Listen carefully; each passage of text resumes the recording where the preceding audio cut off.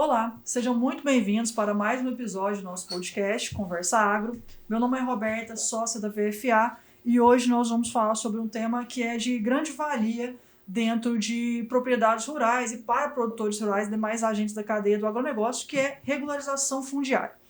Para isso, a gente vai receber o gerente de política de regularização fundiária de Goiás, Carlos Henrique Pantoja. Desde o início, a gente convida a todos para nos seguirem nas nossas redes sociais e acompanharem esse e demais episódios do podcast nas principais plataformas de streaming e no nosso canal no YouTube, Conversa Agro. Também relembramos que todas as nossas gravações atentam às medidas de segurança e sanitárias em relação ao Covid-19. Olá, meu nome é Eduardo Assis e hoje a gente vai debater o tema que a Roberta levantou. Trazemos aqui um grande convidado para poder nos passar bastante da forma como o Estado visualiza esse tema e espero que todos gostem do episódio de hoje. Olá, meu nome é Luiz, também sou sócio do VFA e a gente tem o prazer aqui de receber o Carlos Henrique Pantoja, que além da gerência que ele comanda no estado de Goiás, ele é membro do Conselho de Administração do SEASA, advogado, professor universitário de processo civil e mestrando em Direito Agrário na UFG. E a gente trouxe ele aqui para tratar desse tema que é muito complexo, mas é necessário, que é a regularização fundiária em Goiás. Seja bem-vindo. Obrigado, é um prazer estar aqui com vocês nessa manhã, né? E espero trazer informações esclarecedoras de forma objetiva e bem simples, para que o público possa compreender um pouco mais o que é a regularização fundiária. Bom, hoje a gente tem alguns problemas assim de regularização fundiária aqui em Goiás, em determinadas regiões, né? Algumas regiões já com algumas ações discriminatórias em andamento, outras transitadas em julgado e algumas regularizações pendentes. Eu queria iniciar nossa conversa perguntando: onde é que está o problema em Goiás? Quais são as regiões mais precárias nessa situação? Se é que a gente pode chamar de precária, né? Complementando já a pergunta da Roberta, aproveita e já também, né, como é um tema que é mais desconhecido pela sociedade, conceitua também de uma maneira acessível, né, do que se trata a regularização fundiária, né, e como ela pode influenciar a vida dessas pessoas. Muito bom, Eduardo. Gostei demais. Primeiro a gente precisa entender o que é a regularização fundiária. É um ato jurídico, um ato do governo, por meio do qual se regulariza, se organiza um espaço territorial. É um plano do qual pretende dar acesso à propriedade rural por meio de reconhecimento da posse que é exercida pelo requerente. Então, e mais, é um meio de trazer a dignidade às pessoas que vivem no território rural, num terreno às vezes muito inóspito e muito, às vezes, violento. Tratar e falar, Roberta, da problemática da regularização fundiária, ele não se encontra em uma única região do nosso estado. Então, eu tenho, falamos anteriormente sobre Goiás, mas eu tenho, em especial, em Alto Paraíso, em São João da Aliança, em Colinas, Nova Roma. Eu tenho a questão de que o Estado precisa atuar e deve atuar, trazendo a segurança para quem possui a propriedade, para quem tem a posse e pretende adquirir a propriedade por intermédio da regularização fundiária. Mas vamos definir um ponto aqui principal. O que é uma terra devoluta? Porque é sobre essas terras que nós estamos tratando. A terra devoluta é aquela que pertence ao domínio do Estado e, ainda que pertença, o Estado não tem a intenção de tê-la em seu patrimônio. Então, ele entrega essa propriedade por meio de uma venda a preço simbólico ao possuidor que comprove os requisitos que a lei exija. Então, assim, por uma linguagem talvez um pouco mais exigente, o seu cumprimento formal e material. Agora, o mais simples, você tem que estar na posse, você tem que demonstrar que a casa está lá, que você cultiva aquela área, que a sua família vem daquele lugar. Então, uma vez comprovado isso, você pode pleitear a regularização e consequente matrícula da área, que é a expedição do título. Bom, a gente exemplificando um pouco, né, trazendo um pouco mais palpável todos esses conceitos aí, como que de fato é a atuação do Estado dentro da regularização, nós temos aí aqui em Goiás algumas ações discriminatórias famosas e conhecidas aí, né? A gente pode citar aqui de Cavalcante, de Iaciara, né, que é responsável por Nova Roma.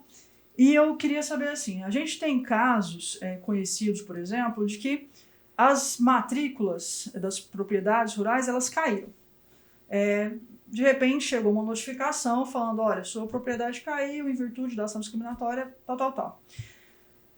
Muitas dessas propriedades são propriedades regulares, outras não, né? Outras realmente estão em terra devoluta, enfim. Mas eu queria saber como que é dado o start para o Estado, de onde surgiu a necessidade e o ato de caírem essas matrículas e como que ocorre a resolução dessas matrículas. É por via administrativa, é por via judicial, enfim.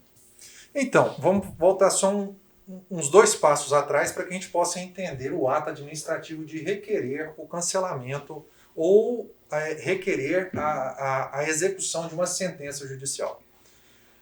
Quando o Estado resolve discriminar, ou seja, ele olha para o território, vislumbra a quantidade de hectares e fala assim, quem realmente é proprietário e quem não é? Quem realmente tem um documento válido e quem não tem? Como é que eu vou atuar aqui? Ora, o Estado, por meio de uma ação judicial chamada de discriminatória, começa a levantar e investigar matrícula por matrícula. Então não é um ato deliberado, simplesmente eu vou cancelar. Não, é dada a oportunidade a todos que estão dentro daquele território de manifestar, apresentar os seus documentos. Depois que apresenta, passa-se a uma investigação se aquele documento realmente tem uma validade. Aqueles documentos que não comprovam uma origem ou uma validade, eles deixam de existir, porque como é que o Estado vai convalidar ou vai validar algo que não tem valor, que não tem como comprovar o seu valor? Aquelas matrículas ou documentos que comprovam, eles seguem com a matrícula, com a mesma segurança jurídica. Muito bem. Depois que eu terminei essa ação discriminatória com todas as áreas, o juiz sentencia, ele estabelece quais são os territórios que ficaram devolutos, ou seja, com documentos que não comprovaram, então pertence ao domínio do Estado. Tanto é assim, e eu explico um pouco mais, que a sentença é uma sentença declaratória, não é uma sentença constitutiva nem executiva. Então ele declara, ele reconhece que é o Estado o proprietário daquela área. A partir daí inicia uma outra ação, que é a demarcatória. Eu estava na discriminatória e agora eu entrei na demarcatória, onde nós vamos demarcar, conforme o perito colocou, as áreas que realmente pertencem ao domínio público. Aí surge, em consequência, uma matrícula nova, agora em nome do Estado. A pergunta é, o Estado pretende ficar com essas áreas? Não. O Estado deseja devolver, por meio de regularização fundiária, as áreas que entraram na sua nova matrícula, após a demarcatória. A partir daí, a pessoa ingressa com pedido de regularização, preenche os requisitos e inicia o processo para receber a expedição do título.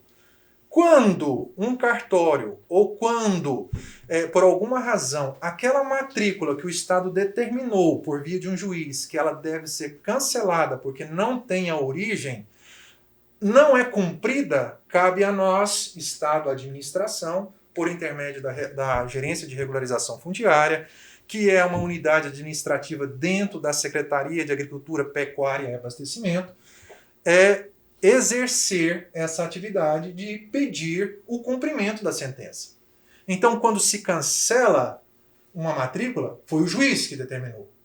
Se ela não ocorre efetivamente, cabe a nós pedir a efetividade daquela decisão que o juiz determinou. Então, nós encaminhamos um pedido administrativo diretamente ao cartorário para que ele cumpra aquela decisão. Uma vez cumprida, a matrícula será cancelada. Porém, me permita esse pequeno explanação. Pode ocorrer de que é apenas um pedaço pequeno, 1 hectare, às vezes em metro, dentro de uma matrícula particular, mas esse pedaço pequeno, 1 hectare ou em metros, que pertence ao Estado, ele é capaz de ser requerida o cancelamento da matrícula toda. Por quê? Porque a pessoa ou o proprietário acabou englobando, em muitas das vezes, aquele pedaço como se fosse pertencente àquela matrícula particular. Então a gente precisa retirar e dar a ele a oportunidade de regularizar. Então por isso que talvez fique uma confusão de que o Estado, a administração, pediu o cancelamento. Não, o Estado pediu o cumprimento da sentença. A sentença que obriga o cancelamento daquela decisão. Pantoja, uma vez que acontece essa terra devoluta, enfim, né? Em média, assim, o Estado hoje está gerando mais ou menos qual o tempo necessário para a regularização, uma vez que o produtor entregue toda a documentação dele, enfim. Está tendo um tempo razoável? Como que está isso hoje internamente?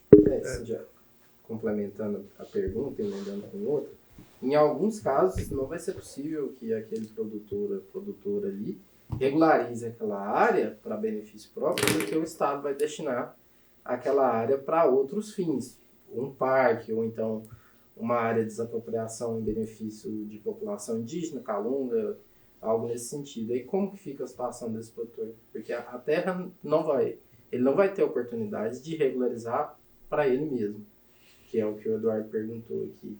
E essa pessoa fica como? Bom, vamos por parte e eu quero ver se eu entendi a sua pergunta, Luiz. Mas vamos aqui no Eduardo. Eu preciso falar disso porque há uma diferença de modos de operação administrativa com a regularização. Nos últimos 4 anos, nós vamos dizer que a gente implementou uma estruturação lógica de processo que nos dá a capacidade de entregar em menos de 6 meses o título à pessoa. Ao mesmo tempo, essa entrega do título exige do requerente que ele cumpra e que ele tenha os documentos de pronta entrega. E o que a gente fez para que fosse possível? E por que eu tenho que colocar essa margem de tempo? Porque se demorava antes 4, 5 anos para se entregar um título. Ou mais. Então, o que a gente procedeu? Primeiro, a estruturação lógica de um processo, de forma que dê transparência a quem requer o título. Você tem que entender o início, o meio e o fim do que você está entrando. A partir daí, nós iniciamos um procedimento de comunicação com os demais órgãos. Porque quando você requer um título, não cabe somente à Secretaria de Agricultura. Esse processo passa na Secretaria do Meio Ambiente. A Secretaria de Meio Ambiente precisa nos dar um aval, uma entrega de que é possível regularizar naquela área, que não há pretensão do Estado de criação de um parque, de reserva ambiental maior, mais ampla naquele local. Depois, esse mesmo processo segue para a Secretaria de Administração, para que não tenha um conflito de interesses entre as demais secretarias. O que isso significa? É que nós procuramos a comunicação. Uma comunicação clara, objetiva e que nos desse, ao final, a entrega do título. Então, a partir daí, nesses últimos 3 anos, nós estamos com 200 títulos expedidos. Então, são quase 7.000 hectares de terra já entregue à população goiana, ao povo goiano. E nós vamos continuar, porque temos uma meta quanto a isso. Agora, voltando à pergunta do Luiz, se eu entendi, uma vez que a pessoa não comprova os requisitos formais e materiais, a legislação é clara. Ela não será titulada. Mas isso não significa que nós não vamos reconhecer o direito de posse. E a posse ela é reconhecida também como um direito real, ou seja, ela garante à pessoa a capacidade de transmitir a posse e nessa transmissão esse outro poderá talvez ser titulado se ele cumprir. Mas vamos ser mais preciso. É porque a legislação de regularização fundiária ela não permite àquele que tem uma propriedade rural ter uma segunda propriedade rural por intermédio da regularização fundiária. Então ele fica impedido quanto a isso, mas ele pode transmitir essa posse, ele pode dar um outro procedimento a essa área. Eu não sei se eu entendi, Luiz, se foi realmente essa pergunta. Foi mais ou menos. Né? Não, mas então me pergunte de novo, que eu quero esclarecer. Por exemplo, em Nova Roma, então lá em Cavalcante, a pessoa sofreu essa desapropriação por meio da discriminatória E aquela terra devoluta automaticamente já vai ser destinada ou para um parque ou algo assim. Então, a demarcação não vai contemplar a pessoa que estava ali na posse. Ela vai ser destinada para outro fim. Vamos só colocar algumas coisas. Não se trata de uma desapropriação. A sentença declaratória de... Para quem está ouvindo, entenda que ela vai ter que sair daquela área. Ela terá que sair da área porque o Estado demonstrou um interesse ambiental. No caso de uma criação de uma reserva, de uma APA, por exemplo, ou de um parque, né? Mas o Estado, se você me pergunta, Luiz, me dê outro exemplo. O Estado também pode demonstrar um interesse na criação de uma usina fotovoltaica, que é extremamente útil neste momento em que a energia elétrica passa pelas suas crises e intemperanças. E pode ser isso dentro de uma área devoluta. E pode ser que essa área devoluta hoje esteja sob a posse de alguém que ali se encontra, mas a área é pertencente ao Estado. O Estado pode afetar a área, ou seja, dizer, esta área nós não vamos colocar à disposição da regularização fundiária, nós não vamos entregar ao particular, nós temos interesse? Pode, porque há um interesse social muito mais amplo no caso do exemplo da criação de uma usina fotovoltaica. Mas vamos no seu caso. Se a pessoa, após o reconhecimento de que se trata de terra devoluta, após o processo total, ele tem o direito de requerer e o Estado dizer não, porque nós temos um outro interesse, ele não será regularizado, porque prevalece o interesse do Estado no que ele for fazer. Mas o Estado precisa fundamentar a razão pela qual ele deseja aquela área ali, para dar um esclarecimento à pessoa. No caso do parque, a própria fundamentação é de que nós precisamos recompor uma área ambiental dentro do Estado de Goiás para que a gente possa cumprir até situações de tratados internacionais, no caso ambiental, né? Sim, não, respondeu. É porque, assim, seguindo aqui as perguntas que a gente tinha preparado, às vezes o produtor destinou aquela área que estava ali para ou reserva legal, ou então aquela área estava com garantia real para um terceiro. Então, essa desapropriação, vamos colocar assim, não é o termo correto, mas para quem está ouvindo vai ficar mais fácil de entender, vai desencadear uma série de consequências para esse produtor. Por exemplo, um banco que tinha uma hipoteca nessa área, e como é que esse banco vai executar essa hipoteca? Sobre uma matrícula que não existe mais. Não, eu te respondo. Não executará. E sendo assim bem objetivo.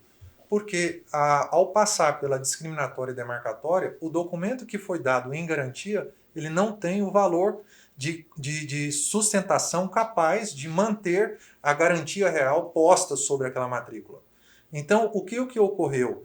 Ocorreu uma falha na avaliação, não só do banco, não só da pessoa, mas aquele documento que até então se pensava, se imaginava que ele era capaz, ele não é capaz.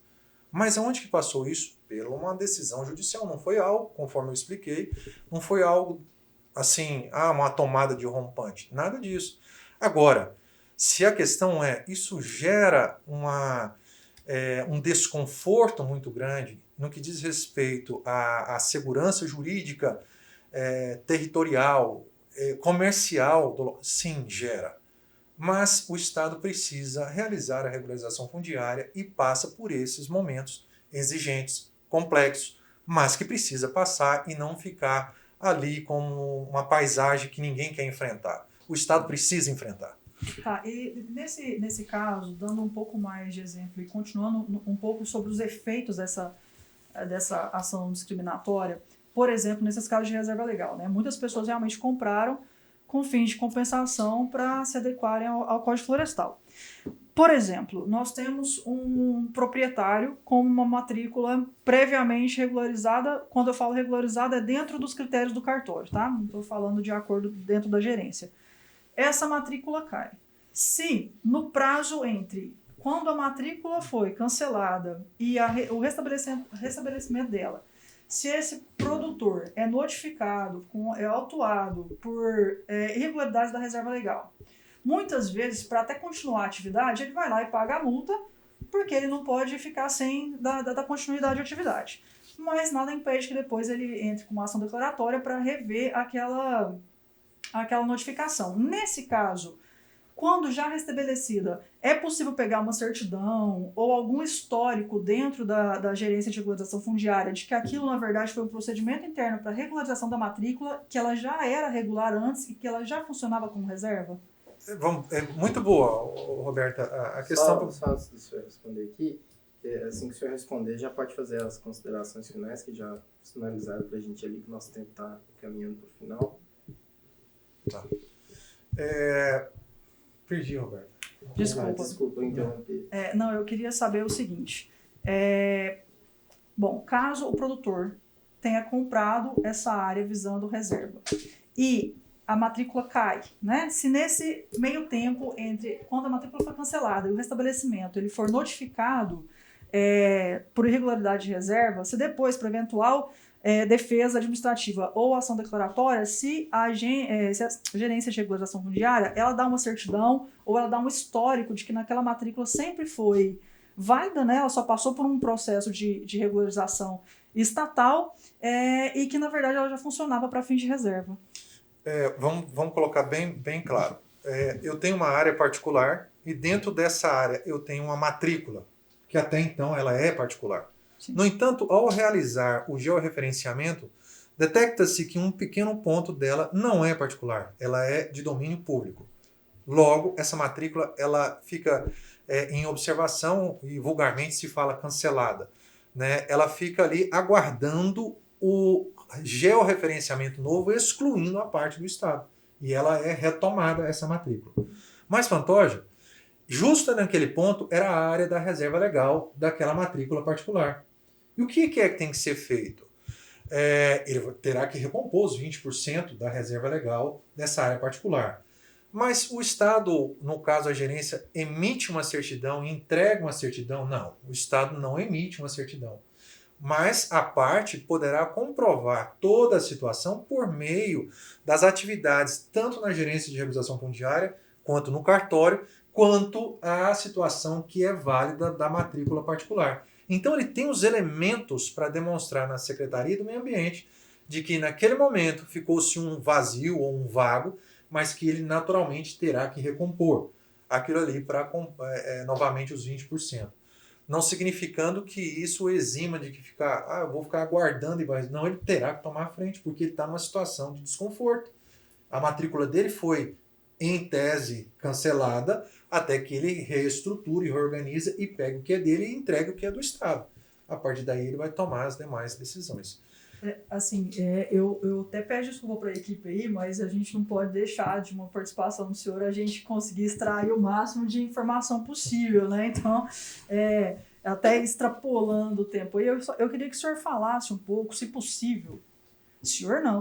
Ó. Assim, a câmera pegou aqui, ele até ficou bravo comigo. Se você poderia falar um pouquinho sobre doações dessas áreas para o Estado depois, ou até a nível federal, para o ICMBio, se isso gera alguma facilidade para o produtor, dele não ter mais que se responsabilizar por aquela área de reserva, né? Como que funciona esse procedimento? Se você pode falar sobre isso, por favor. Claro, isso aí ele é realizado depois que a matrícula é existente, né? Então, é parte de uma atuação particular mesmo. Mas vamos pegar na sua pergunta. O Estado pode doar para o ICMBio áreas devolutas dentro da Chapada dos Veadeiros, por exemplo, que é uma área que tem um decreto federal estabelecendo? Sim. Tanto é assim que nós estamos trabalhando para fazer a doação ao ICMBio das áreas devolutas que se encontram dentro da gleba da Chapada dos Veadeiros, porque o ICMBio que passa a regularizar. Agora, as áreas particulares que serão destinadas a um possível parque, por exemplo, nós tínhamos uma pretensão de um parque em Cavalcante, que é o Parque São Félix e Rio das Pratas, e que depois a Secretaria de Meio Ambiente chegou à conclusão que não seria necessário, que recomporia a questão ambiental em outro lugar. Mas aquelas pessoas que estão naquela posse, elas teriam que ser retiradas dali? O Estado entraria com uma reintegração de posse? Sim, de todas elas. E se você me perguntar, são 4 ou 5? Não, são mais de 200 pessoas, mais de 200 famílias que seriam removidas daquele lugar porque o Estado, dentro da sua área devoluta, compreendeu que era preciso recompor. No entanto, isso não aconteceu. Estou tomando como exemplo porque é um poder que o Estado tem daquilo que é melhor para a sociedade como um todo. Mas, ao mesmo tempo, ele não deixa de observar a pessoa, o requerente, um único e individual quanto àquilo ali. Ele não vai chegando e tirando você. Há um processo, há uma fundamentação, há uma situação lógica para que isso aconteça.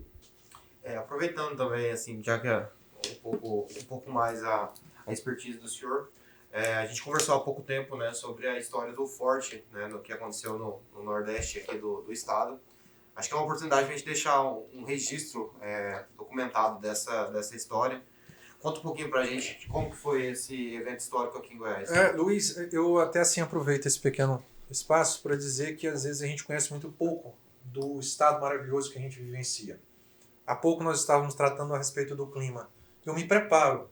Eu sei que os meses de novembro, dezembro, janeiro, fevereiro são chuvas. Eu me preparo conscientemente para vivê-los. Como eu me preparo para viver o junho, julho e agosto, que são meses mais ásperos, mais exigentes, mais duros em termos de calor. Isso é uma consciência que a gente tem de viver melhor. E conhecer pedagogicamente, conhecer historicamente o Estado é se dispor a entender o porquê que você vive ali. E nós temos no Nordeste, Norte Goiano, uma riqueza histórica, não só de bandeiras, não só de movimentos separatistas, como também de tropas imperiais, de uma construção, de uma fortificação para impedir esse movimento separatista. Cavalcante é um dos municípios, dos maiores municípios do estado de Goiás, e que tem essa questão histórica muito grande, muito latente, e que nós goianos precisamos nos fortalecer, conhecer mais, porque é um período que parece entrar numa invisibilidade do conhecimento dos próprios goianos. Então eu deixo aqui a dica, eu sei que o nosso tempo está aqui esgotado, então assim, para que você possa buscar, né, todos os que estão nos ouvindo, esse conhecimento histórico. E já assim, encerrando a minha participação aqui com vocês, agradeço a oportunidade. Não só a Secretaria de Agricultura, mas os demais órgãos estão à disposição, a gerência. Nós hoje estamos no leste universitário, né, como sempre foi, né, atuamos em todo o estado de Goiás, buscando coisas simples, objetividade, praticidade, simplicidade e tratar a coisa como é, falar o que é, como ocorre, sem tentar trazer uma ilusão, um imaginário de que você possa atingir. E com isso nós estamos conseguindo avançar e muito na regularização fundiária, com o apoio do secretário e do nosso governo. Obrigado. É sempre um prazer debater com pessoas como o senhor Pantoja. Quero convidar a todos, né, para que continue a nos seguir tanto no YouTube quanto nas plataformas de streaming e agradecer o episódio de hoje. Mais uma vez a gente agradece a presença do Pantoja aqui. Apesar do tema ser muito complexo, eu acredito que a gente conseguiu, por meio das respostas dele, esclarecer muita coisa. Se a gente pudesse, a gente ficava aqui mais bastante tempo, porque é um tema que é muito gostoso de conversar e ele tem muita polêmica, né? E até a próxima, agradeço novamente, foi muito boa a conversa. Bom, primeiramente eu agradeço à Secretaria de Agricultura, Pecuária e Abastecimento e à Gerência de Regularização Fundiária e a presença de você, a sua presença aqui, né, Pantoja, foi de grande valia. Já fica um convite aí para a próxima, né, uma abertura de portas para a gente continuar essa conversa tão produtiva. Agradeço a atenção de todos e até o próximo.